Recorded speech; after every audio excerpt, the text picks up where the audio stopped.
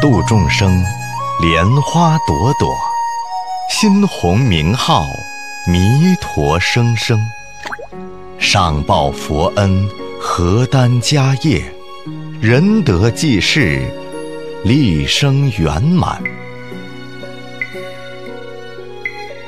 愿心广大顺时代，慈悲弘法不倦怠，欢喜救度顺佛愿，身心自在把佛念。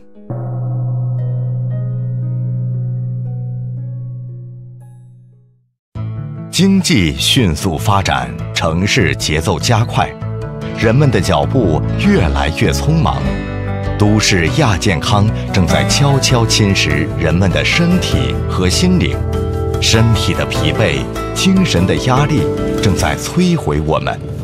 寻找喧嚣中的宁静，疲惫中的超然，成为每个忙碌身影内心最大的渴求。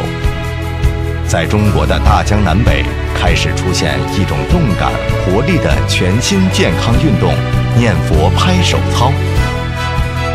这种健康运动的发起人是著名的台湾法师上广下心上人。上广下心上人一直倡导以众生解脱为使命，以世界安乐为目标，以名号弘扬为宗旨，以西方净土为依归。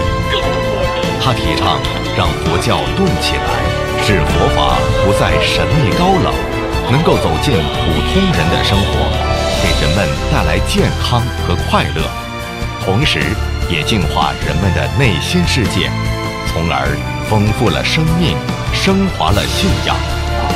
他先后创作了近100首念佛歌曲，创作了动感活力的念佛健康操，如今又推出了简单易学的念佛拍手操。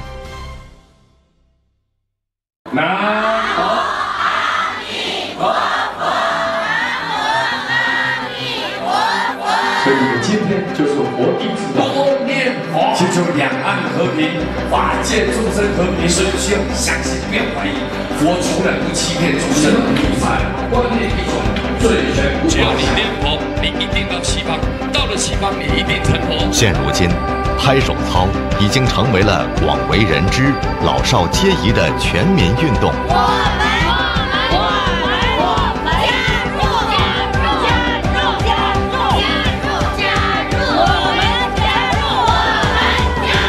会有更多的人加入到拍手操的队伍中来。